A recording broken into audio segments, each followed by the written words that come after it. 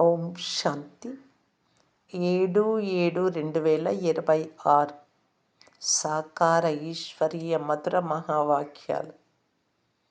మధురమైన పిల్లలారా, మిమ్మలను విశ్వ అధికారులుగా తయారు చేసేందుకు తండ్రి వచ్చారు. మేము వారి సన్ముఖంలో కూర్చొని ఉన్నాము అనే నష మీకుండాలి. ప్రశ్న: కర్మల గుహ్య గతిని తెలుసుకున్నవారు ఏ పురుషార్థాన్ని తప్పకుండా చేస్తారు? కర్మల గుహ్య గతి అంటే కర్మల యొక్క లెక్కాచారం.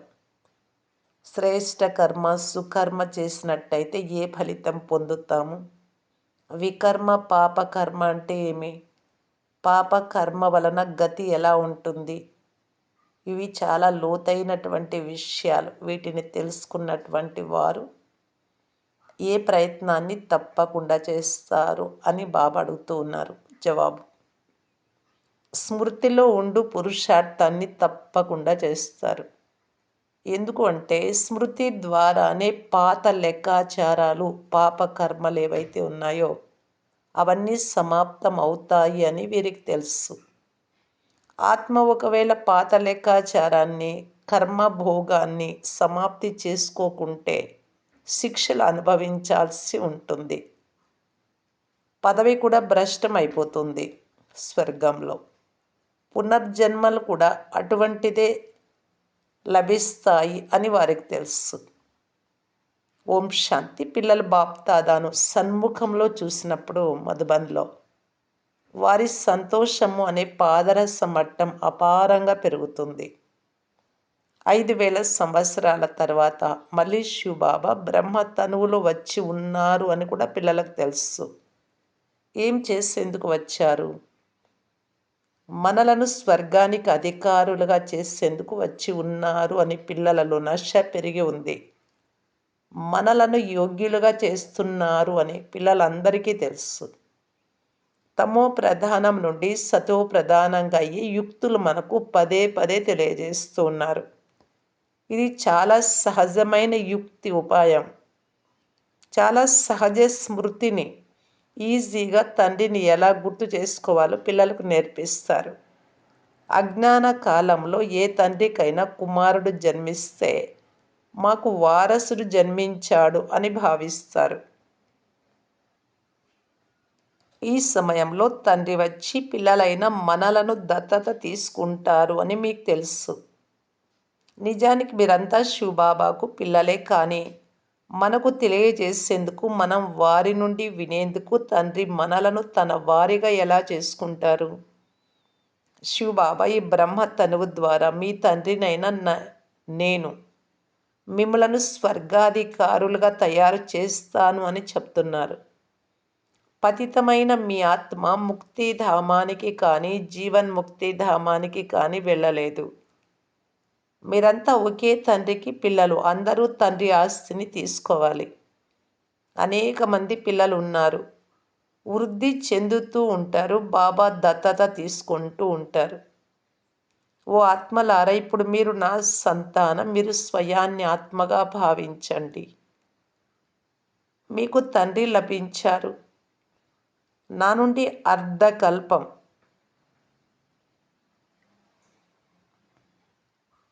ఆస్తిని ఇప్పుడు మీరు పొందండి.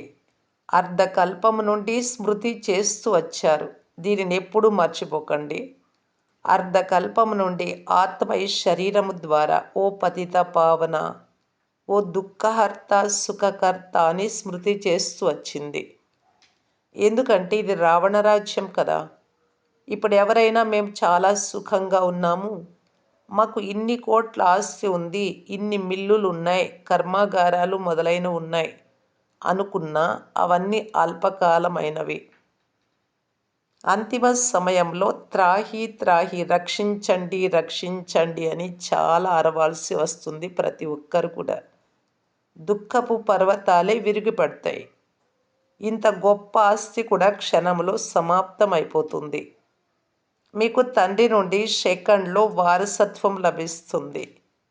మీకు సెకండ్లో స్వర్గ చక్రవర్తి పదవిని ఇస్తాను అని తండ్రి చెప్తున్నారు. ఈ పాత ప్రపంచం సమాప్తం అయిపోతుంది. యుద్ధాలు జరుగుతాయి. ప్రకృతి వైపరీత్యాలు కూడా జరుగుతాయి. శుభ్రం అవ్వాలి కదా విశ్వం. మీ ఆత్మ కూడా ఇప్పుడు పవిత్రం అవుతూ ఉంది. పిల్లలు ఎంత శ్రమ చేస్తారో బాప్దాదా ఇరువురు అర్థం చేసుకోగలరు. తండ్రి నుండి ఆస్తిని తీసుకునే శ్రమ చాలా తక్కువగా చేస్తారు. స్వయాన్ని ఆత్మగా భావించి తండ్రిని స్మృతి చేయండి. వారు ఆత్మలకు తండ్రి నిరాకారుడు. ఆత్మలైన మనం వారిని పిలుస్తాం కదా. పతితమైన మీ ఆత్మ పావనంగా ఎలా తయారవుతుందో తండ్రి చెప్తారు. పతిత పావనులు ఒక్క తండ్రి మాత్రమే. నీటి నదులు పతిత పావనులు అయినట్లయితే వెళ్ళి మునక వేసి రావచ్చు కదా. గంగా స్నానాలు ఎన్నో చేస్తారు, అయినా పతితులుగానే ఎందుకున్నారు? రాత్రింబవళ్ళు ఇదే మంత్రం జపిస్తూ ఉంటారు. పతిత పావన సీతారాం అనగా అందరి భక్తుల లేక సీతల రక్షకుడైన రాముడు ఒకే పరంపిత పరమాత్మ. వారే పతిత పావనులు, పతులకు పతి. వారెప్పుడు వస్తారు అప్పుడే పావనంగా చేస్తారు. ఇప్పుడు మీరు నా శ్రీమతమును అనుసరించాలి, వేరెవ్వరి మతమును అనుసరించకండి అని తండ్రి చెప్తారు. భక్తి ద్వారా భగవంతుడు లభిస్తారు అని వారు అనుకుంటారు. భక్తి ద్వారా భగవంతుడు లభించినట్లయితే భక్తులను రక్షించేందుకు భగవంతుడు వస్తారు అని ఎందుకు చెప్తారు? రక్షించడానికి భక్తులకు ఏ ఆపద వచ్చింది? ఎప్పుడైనా ఏదైనా ఆపద వచ్చినప్పుడు రక్షించడం జరుగుతుంది. మీరు ఎంత దుర్గతి పొంది ఉన్నారో తండ్రి అర్థం చేయిస్తూ ఉన్నారు. ఇది రౌరవ నరకం. అందరూ దుఃఖితులుగా, రోగులుగా ఉన్నారు. ఇంటింటిలో ఏమేం జరుగుతున్నాయో చూడండి. దుఃఖమే దుఃఖం ఉంది. అందుకే బాబా మా దుఃఖాన్ని హరించి సుఖాన్ని ఇవ్వండి అని పిలుస్తారు. భారతదేశంలోనే సదా సుఖం ఉండేది, ఇప్పుడు సదా దుఃఖం ఉంది. ఇది భారతదేశపు మాటే. మిగిలిన ఖండాలే వేరు, అవి తర్వాత వస్తాయి. కొందరు 60 జన్మలు, కొందరు దానికంటే తక్కువ జన్మలు తీసుకుంటారు. దేవతా ధర్మం వారు 84 జన్మలు తీసుకుంటారు. ఈ లెక్క అనుసారం అర్ధకల్పం తర్వాత ఎవరు వస్తారో వారు 84లో సగం జన్మలు తీసుకోవాల్సి ఉంటుంది. అందరూ 84 జన్మల చక్రంలో తిరగాలి అని లేదు. మనుషులకు ఏం తోస్తుందో అది మాట్లాడుతూ ఉంటారు. ఇప్పుడు మీరు తండ్రి ద్వారా అవినాశి జ్ఞాన రత్నాలతో జోలెను నింపుకుంటూ ఉన్నారు. ఈ రత్నాలు చాలా విలువైనవి.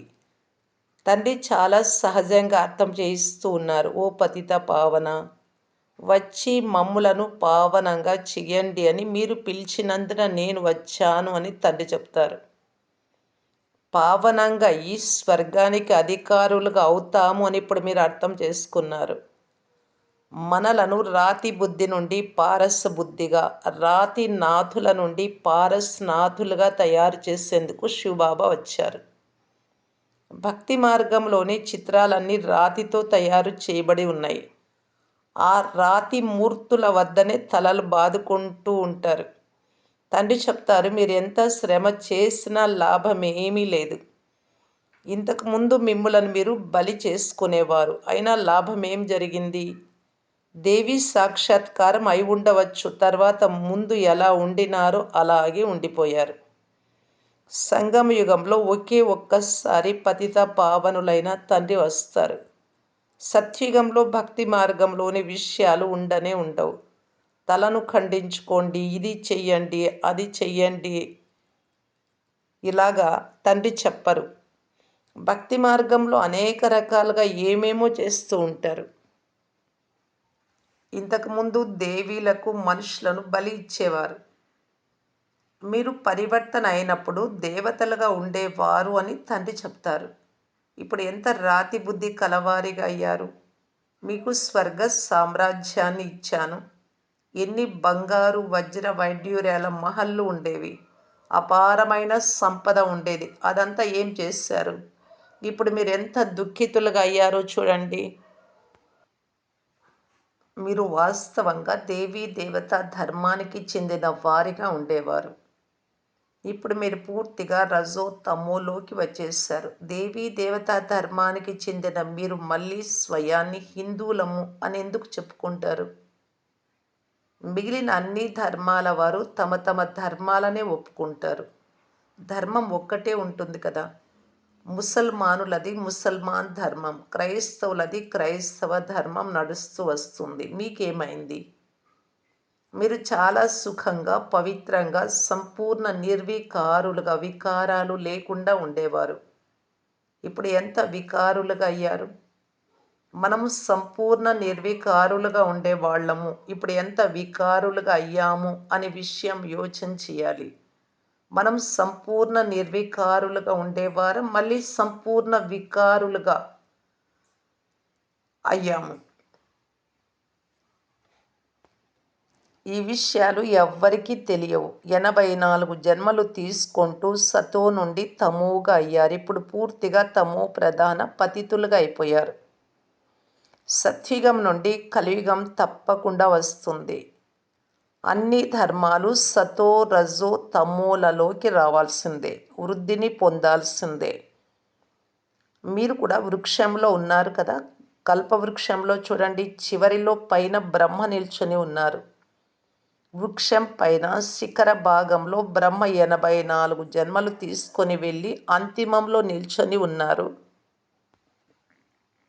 క్రింద వేర్ల రూపంలో బ్రాహ్మణులుగా కూర్చున్న మీరు మళ్ళీ అంతిమంలో పతిత శూద్రులుగా అయ్యారు. మళ్ళీ క్రింద రాజయోగాన్ని నేర్చుకుంటూ ఉన్నారు. మీరు కూడా శూద్రులుగా ఉండేవారు, ఇప్పుడు బ్రాహ్మణులుగా అయ్యారు. ఇవి బాగా అర్థం చేసుకోవాల్సిన విషయాలు. కల్పవృక్ష చిత్రంలో చాలా మంచి వివరాలు ఉన్నాయి. ఇప్పుడు మీరు రాజయోగ తపస్సు చేస్తూ ఉన్నారు. మీ స్మృతి చిహ్నమే నిలిచి ఉంది. ఇది చైతన్య దిల్వాడ మందిరం. అది జడమైనది. సత్యుగంలో ఇది ఉండేది కాదు. ఈ సమయంలో మీరు మీ స్మృతి చిహ్నాలు చూస్తూ ఉన్నారు. దేవీ దేవతలవి. మీరు ప్రాక్టికల్గా సత్యమైన దిల్వాడ మందిరంలో చైతన్యంగా కూర్చొని ఉన్నారు. స్వర్గ స్థాపన జరుగుతూ ఉంది. మళ్ళీ స్వర్గంలోకి వచ్చినప్పుడు ఈ మందిరాలు మొదలైనవేవి ఉండవు. మమ్మ, బాబా, పిల్లలు కూర్చొని ఉన్నారు. ఖచ్చితంగా ఇది దిల్వాడ మందిర్, మధుబనంలో ఉండేది మీ మందిరమే. పేరు కూడా మధువనము. చైతన్య దిల్వాడ మందిరము అనే పేరు పెట్టబడి ఉంది. మళ్ళీ భక్తి మార్గం ఎప్పుడు ప్రారంభమవుతుందో అప్పుడు మందిరాలను మళ్ళీ నిర్మిస్తారు. తండ్రి మిమ్మలను చాలా ధనవంతులుగా చేస్తారు కనుక మీరే మళ్ళీ వారి మందిరాలను నిర్మిస్తారు. శివుడి మందిరాలను ఒక్కరే నిర్మించరు.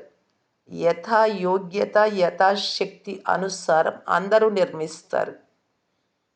పూజ్యులుగా ఉన్న మనం ద్వాపరయుగంలో పూజారులుగా అయ్యామని మీకు తెలుసు.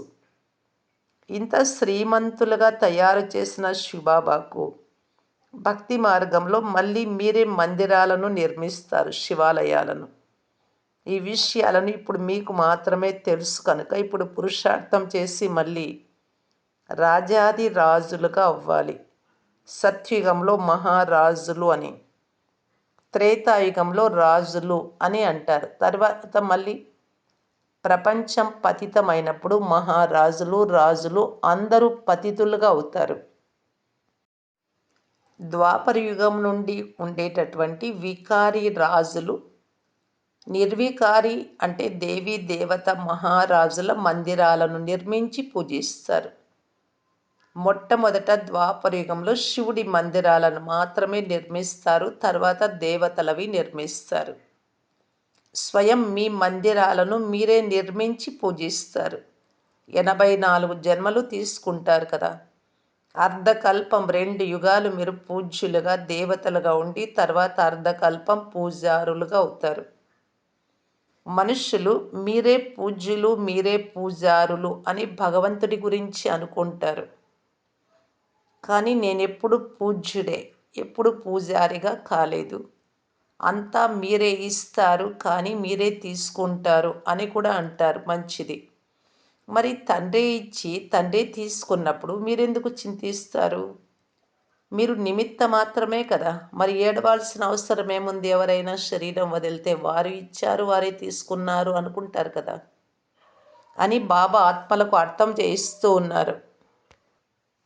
ఇప్పుడు మీరు నెంబర్ వారుగా ఆత్మ అభిమానులుగా అవుతారు. కొందరు అసలు తండ్రిని స్మృతే చెయ్యరు, ఆత్మ అభిమానులుగానే ఉండరు. అరే, మీరు ఆత్మలు, పరమాత్మ మిమ్ములను చదివిస్తున్నారు అని ఇక్కడ ఎంతగా అర్థం చేయించబడుతుంది.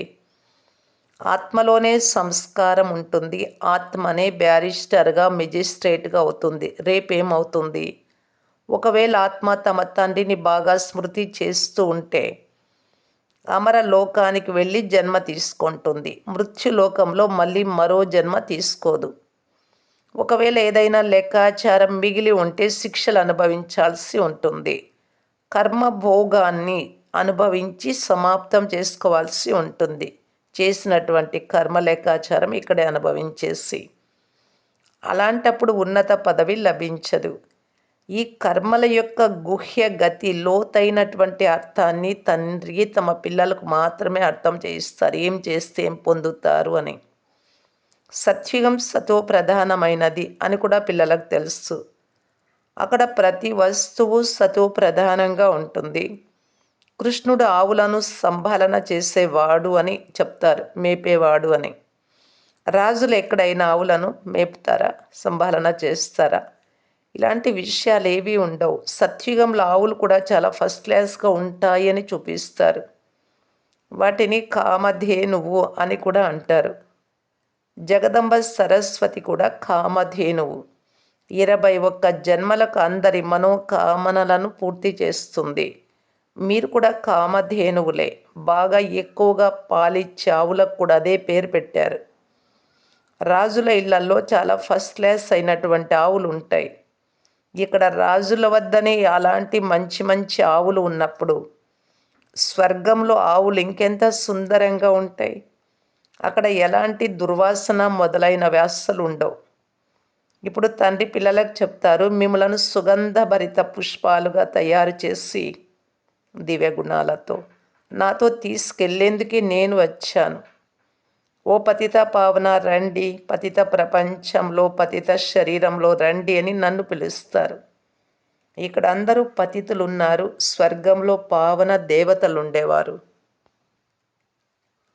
మీరు పతితుల నుండి అలాంటి పావన ఫరిస్తాలుగా అవుతారు. సత్యుగ దేవతలను డైటీలు అని అంటారు. సూక్ష్మవతన వాసులు ఫరిస్తాలు. ఇప్పుడు మీరు ఫరిస్తాలుగా, పవిత్రులుగా అవుతారు. తండ్రి ఎంత సహజమైన శిక్షణని ఇస్తారు. మీరు ఇక్కడికి వచ్చినప్పుడు వెలుపలి బంధుమిత్రులు, ఇల్లు, వ్యాపార వ్యవహారాలు మొదలైన వాటిని గుర్తు చేసుకోరాదు. తండ్రి సన్ముఖంలోకి వచ్చారు కదా. యోగ సంపాదన జమ చేసుకునేందుకు మధుబన్కు వస్తారు కనుక ఇందులో తత్పరులైపోవాలి. మంచిది. మధురాతి మధురమైన అపురూపమైన పిల్లలకు మాతాపిత బాప్దాదాల ప్రియ స్మృతులు మరియు గుడ్ మార్నింగ్. ఆత్మిక పిల్లలకు ఆత్మిక తండ్రి నమస్తే. ధారణ కొరకు ముఖ్య సారము. ఫస్ట్ పాయింట్, శిక్షల నుండి ముక్తులుగా అయ్యేందుకు అన్ని పాత లెక్కాచారాలను, ఏమేం పాపాలు చేస్తారు ద్వాపరయుగం నుండి, ఆ లెక్కాచారాలన్నింటినీ యోగ బలముతో సమాప్తం చేసుకోవాలి. నిమిత్త మాత్రంగా ఉంటూ అన్ని సంభాలన చేయాలి అంటే చూసుకోవాలి, అన్నీ చూసుకోవాలి, కానీ నిమిత్త మాత్రంగా ఏ విషయంలోనూ చింత చేయరాదు. ఆత్మ అభిమానులుగా అవ్వాలి. సెకండ్ పాయింట్, ఇది సంపాదన చేసుకునే సమయం. ఇందులో ఇల్లు, వ్యాపార వ్యవహారాలు మొదలైన వాటిని గుర్తు చేసుకోరాదు. ఫరిస్తాలుగా అయ్యేందుకు ఒక్క తండ్రి స్మృతిలో ఉండే పురుషార్థం పూర్తిగా చేయాలి. వరదానము. స్మృతి యొక్క సర్చ్ లైట్ ద్వారా వాయుమండలాన్ని తయారు చేసే విజయీ రత్నభవ. సేవాధారి ఆత్మల మస్తకంపై విజయ తిలకము దిద్దబడే ఉంది. కానీ ఏ స్థానానికి సేవ చెయ్యాలో ఆ స్థానముపై సేవ చేసేందుకు ముందు నుండే మీ సర్చ్ లైట్ యొక్క కాంతిని అక్కడ ప్రసరింప చేయాలి. స్మృతి యొక్క సర్చ్ లైట్ ద్వారా ఎంతెంత స్మృతి చేస్తే అంత పవర్ఫుల్ లైట్ హౌస్ కూడా అయ్యి ఎటువంటి వాయుమండలము దాని నుండి తయారవుతుంది అంటే అనేక మంది ఆత్మలు సహజంగానే సమీపానికి వచ్చేస్తారు మీ యోగం యొక్క సర్చ్ లైట్ ద్వారా. తర్వాత తక్కువ సమయంలో 1000 రెట్ల సఫలత జరుగుతుంది. అందుకు మేము విజయీ రత్నాలము అనే దృఢ సంకల్పం చేసినట్టయితే ప్రతి కర్మలో విజయం అనేది ఇమిడి ఉంది.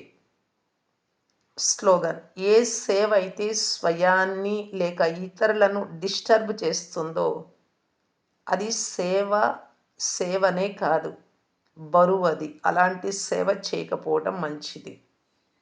అవ్యక్త సూచన: జ్వాలా స్వరూప స్థితిలో ఉండి శక్తిశాలి స్మృతిని అనుభవం చేయటానికి బాప్దాదా తెలియజేస్తున్నారు.